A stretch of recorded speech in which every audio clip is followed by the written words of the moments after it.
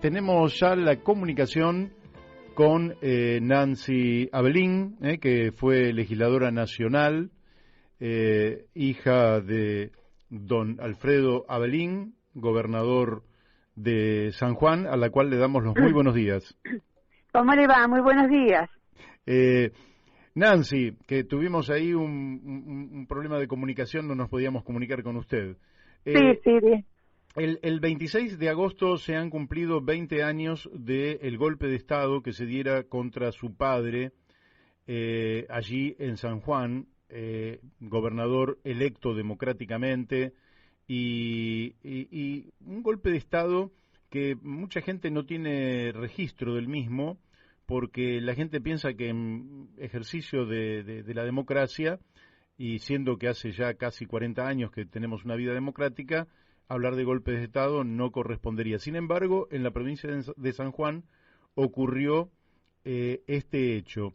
Yo le pediría para nuestros oyentes que nos recuerde la situación que vivía la Argentina en aquel momento, que nos recuerde las imposiciones que venían de afuera, a las cuales no se quiso someter su padre, y quiénes fueron los responsables de aquel golpe. Bueno, cómo no. De manera que la dejo a cargo de esta exposición. Bueno, primero que nada que lo que voy a comentar, puedo decirlo y he pedido un debate público, si es que algo de lo que digo no es cierto, ¿no? Y se lo he pedido al hoy diputado y en ese entonces senador nacional José Luis Gioja. Yo también era senador en ese momento, así que por eso digo que he sido testigo y protagonista de esa dura etapa que se ha vivido. No hay que tener miedo de decir que ha sido un golpe de Estado, lo que sufrió el gobernador legítimo, doctor Alfredo Abelín, un hombre decente, un político austero, de los que ya no hay, que realmente asumió la provincia con un 58% de los votos, es decir, un amplio margen del electorado sanjuanino le dio su apoyo, asumió en diciembre del 99 y ahí nomás se desató la crisis. Fue derrocado en el 26 de agosto del 2012, es decir, que 2 años y pico de su mandato fue truncado por este golpe. ¿Cuál era la situación?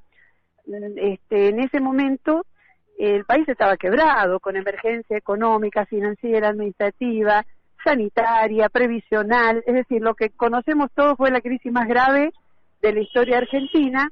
El Fondo Monetario exigía más y más ajustes para dar lo que ellos llamaban un salvataje, que en realidad era para hundir más al país, e imponía los famosos llamados 14 puntos. En esos 14 puntos, lo que se exigía, y Duhalde era el presidente en ese momento, no electo por el voto popular, sino por una asamblea, le aclaro que yo lo voté en contra en ese momento, exigían los famosos 14 puntos, dar impunidad a los banqueros mediante la derogación del delito de subversión económica, modificar la ley de quiebras, que significaba la compra de las empresas nacionales quebradas por los capitales extranjeros y compradas por 2 pesos, y lo más grave en cuanto a las provincias, una reducción drástica del déficit fiscal, que significaba echar gente a la calle y reducir los sueldos. Los gobernadores aceptaron esas imposiciones, los legisladores votaron eso, les reitero, yo voté en contra, y el gobernador que no aceptó esas imposiciones fue el gobernador de San Juan, doctor Alfredo Abelín, que dijo claramente estas frases que pasarán a la historia. Yo no soy verdugo de los pobres, ni capataz de la usura internacional, y no firmó.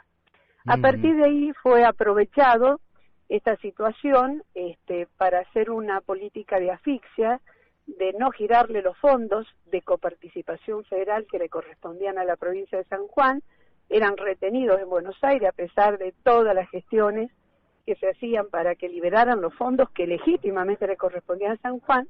Querían lograr una asfixia económica. Gioja salió públicamente a decir, o Abelín renuncia, porque no se podían pagar los sueldos si no ingresaban fondos a la provincia, o iniciamos los mecanismos institucionales. Evidentemente ya tenían armado ese juicio político, ese era el mecanismo que les llamaron institucional, era un acuerdo de sectores políticos, gremiales, la intersindical, que estaban cuidando en realidad sus privilegios porque el gobernador pedía ajuste a la planta política, pedía reducciones Claro. de sueldo a los funcionarios, a todos los poderes del Estado, pedía un acto patriótico para afrontar la crisis y para no hacer el ajuste de abajo hacia arriba, como pretendía el gobierno nacional y el fondo. Bueno, fue aprovechado, se hizo este juicio político nulo, de nulidad absoluta, sin una sola causa de corrupción, sino que la causal era no haber pagado sueldo y no se pagaban porque no había un peso en la provincia. Luego de la destitución, a la semana exacta, llegaron los 50 millones que en ese momento se debían y bueno, se logró descomprimir la situación que ellos mismos habían provocado. Así que no hay que tener miedo de decir que fue un golpe de Estado, un golpe institucional, y hoy, frente a la corrupción que se vive en el país, el privilegio desde el poder, que se utiliza el poder para el privilegio para los negocios, la figura de él, del doctor Avelín, cobra una relevancia extraordinaria. Un político decente, austero, que renunció a todo lo que era privilegio, se jubiló como médico, vivió y murió en la austeridad que toda la vida defendió, porque decía que el político debía dar el ejemplo para que las nuevas generaciones puedan creer que la política verdaderamente es vocación de servicio al país y al pueblo para lograr su plenitud y desarrollo. Así que bueno, estas son las cosas que hacen bien a la buena política y a la credibilidad, sobre todo para los jóvenes y las nuevas generaciones que se incorporan a la política, ¿no? Claro, bueno, ese ejemplo de conducta y esa miserable respuesta de una dirigencia política que realmente se ha degradado y que también ha degradado lamentablemente al país, contrastan en este momento con mucha claridad. En San Juan, en la opinión pública, ¿hay una valoración de lo que fue la trayectoria, la conducta de don Alfredo Avelín? Sí, no le quepa duda. Yo he escrito esto en el Facebook y ha tenido una repercusión tremenda. Toda la gente habla de la figura de él, señera, un patriota, un médico de vocación, ha hecho hizo un apostolado de la medicina y de la política. Usted sabe que hasta el último día de su vida estuvo atendiendo a pacientes gratuitamente, gente humilde, con 84 años de edad, atendía a la gente en el consultorio donde lo buscaban, y aún siendo gobernador y antes senador, nunca se dejaba de su maletín de médico. Iba a donde él iba, el maletín era su compañero, en los viajes, cuando viajaba a Buenos Aires, cuando entraba al Senado, cuando entraba a la Casa de Gobierno, llevaba el maletín de médico. Y desde la política también han mostrado esa gran vocación. De hecho, usted sabe que el último libro que escribe, estando ya internado en la terapia, un día antes de fallecer, nos pidió que lo llevara, no podía hablar porque estaba con la traqueotomía, y nos escribió que lleváramos el libro, que lo estaba corrigiendo ahí en la terapia, porque quería rápidamente que lo imprimieran. Él sabía que ya partía de este mundo, y el libro, ¿sabe cómo se titula? Estamos hablando en el año 2012, cuando él fallece, hace 10 años. Preocupado por lo que le estaba ya pasando en ese momento al país, el libro se titula Argentina, no queremos perderte. Ese es un legado político, y así lo interpretamos nosotros, que nos ha dejado mostrando su preocupación de lo que le estaba pasando al país, lo que le está pasando, y advirtiendo de lo que se venía, que es lo que hoy estamos viviendo, este país devastado por este kirchnerismo y esta corrupción generalizada en la política. Así que le contesto lo que usted me acaba de preguntar, porque tal vez la gente de Buenos Aires no conozca estas cosas. Acá en San Juan el nombre de Alfredo Avelín es sinónimo de patriotismo, honradez y de vocación de servicio. Lleva, la última que le hago porque me quedé sin tiempo, ¿lleva el nombre de Alfredo Avelín alguna plaza, alguna calle, tiene algún monumento ya hecho? No, él nunca quiso en su momento, le ofrecieron en vida y él nunca lo aceptó, nunca aceptó eso.